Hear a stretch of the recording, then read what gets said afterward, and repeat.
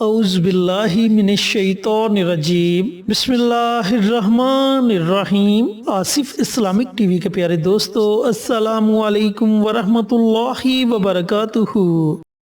اللہم صلی علی محمد وعلی آل محمد کما صلیت علی ابراہیم وعلی آل ابراہیم انک حمید مجید۔ اللہم بارک علی محمد وعلی آل محمد کما بارکت علی ابراہیم وعلی آل ابراہیم انک حمید مجید۔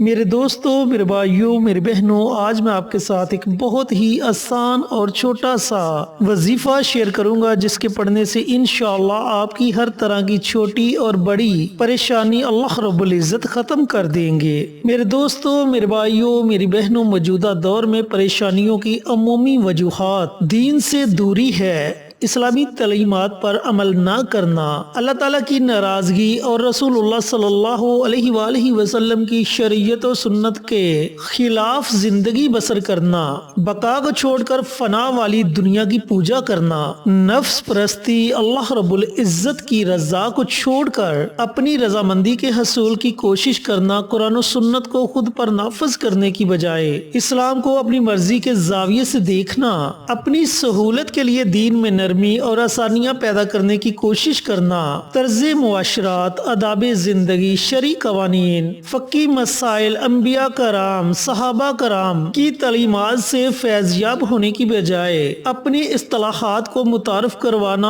اور پھر اس پر ہٹ درمی کا مظاہرہ کرنا، یہ وہ تمام مسائل ہیں جنہوں نے اہل اسلام کی زندگی میں رکاوٹیں، پریشانیاں اور نفسیاتی مسائل کے پہاڑ کھڑے کر دیے ہیں۔ اس سلسلے میں انفرادی طور پر ہم بھی مجرم ہیں اور امت کی قیادت بھی برابر کی شریک ہے۔ میرے دوستو، میرے بھائیوں، میرے بہنوں، روحانی علاج کے سلسلے میں دنیا بھر میں موجود بہنیں اور بھائی رابطہ کرتے ہیں۔ اکثر کا مسئلہ ذہنی پریشانی اور بے سکونی سے ہی شروع ہوتا ہے۔ جب شیطان ذہن پر حاوی ہوتا ہے، پھر میاں بیوی کے جھگڑے، اولاد کی نافرمانیاں، نماز میں دل کا نہ لگنا، کاروبار میں بے برکتی، شادی اور نکاح میں رکاوٹ، صحت کی خرابی، دماغی کیفیت میں رد و بدل اور بہت کچھ۔ جب کسی کے دل سے رحمت اٹھ جائے، احکام الہی کی خلاف ورزی شروع ہو جائے، پھر شیطان اپنے راستے ہموار کر لیتا ہے۔ اس ساری کیفیت کو ہمارے لوگ جادو سمجھنا شروع کر دیتے ہیں۔ حقیقت میں یہ جادو نہیں ہوتا، بلکہ شیطان کا حملہ ہوتا ہے۔ ایسے لوگ جب عاملین سے رابطہ کرتے ہیں تو بہت سارے عامل اس پریشانی میں مزید اضافہ کر دیتے ہیں۔ کوئی اسے جنات کا حملہ کہے گا تو کوئی کالا جادو یا سفلی علم کہے گا۔ اس سے لوگوں کی پریشانی میں شدید اضافہ ہو جاتا ہے۔ لوٹنے والے عامل پیسے مانگتے ہیں اور ہزاروں روپے غرق کر دیے جاتے ہیں۔ لیکن میرے دوستو، میرے بھائیوں، میری بہنوں، حقیقت تو یہ ہے کہ ان ساری پریشانیوں سے نجات کے لیے قرآن و سنت کے مطابق اور اولیاء کاملین کے فرامین پر عمل کر کے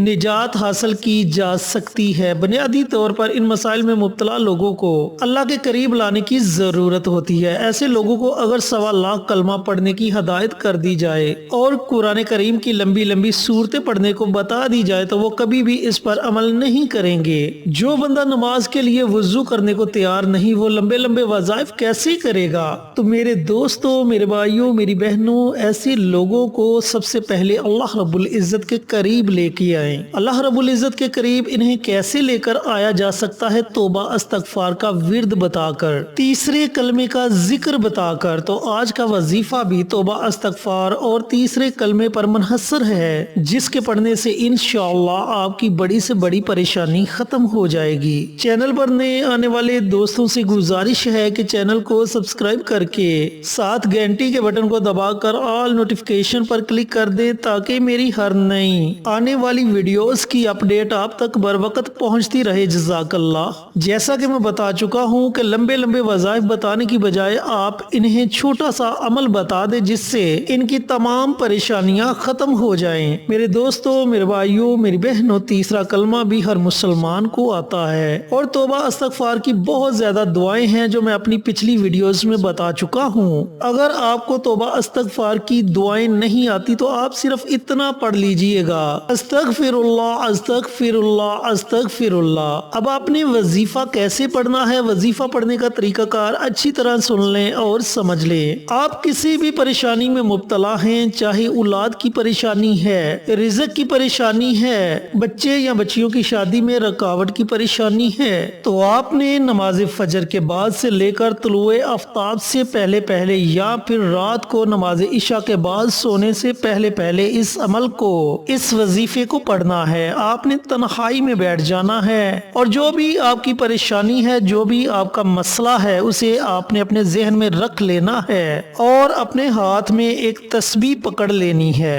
سب سے پہلے آپ نے پیارے آقا سرور کائنات حضرت محمد مصطفیٰ صلی اللہ علیہ وآلہ وسلم کی ذات اقدس پر درود پاک کا نذرانہ پیش کرنا ہے۔ اب درود پاک آپ اپنی مرضی سے پڑھ سکتے ہیں، 1 مرتبہ پڑھیں، 3 مرتبہ پڑھیں، 5 مرتبہ پڑھیں، یہ آپ کی اپنی مرضی ہے۔ اس کے بعد آپ نے تسبیح کے ہر دانے پر اس طریقے سے یہ عمل کرنا ہے: سبحان اللہ والحمد للہ ولا الہ الا اللہ واللہ اکبر ولا حول ولا قوة الا باللہ العلی العظیم استغفر اللہ۔ عمل کو دوبارہ سن لیں: سبحان اللہ والحمد للہ ولا الہ الا اللہ واللہ اکبر ولا حول ولا قوة الا باللہ العلی العظیم استغفر اللہ۔ اس طرح آپ نے تسبیح کے ہر دانے پر اس عمل کو کرنا ہے۔ جب آپ مکمل تسبیح پڑھ لیں تو آخر میں آپ نے پھر نبی کریم صلی اللہ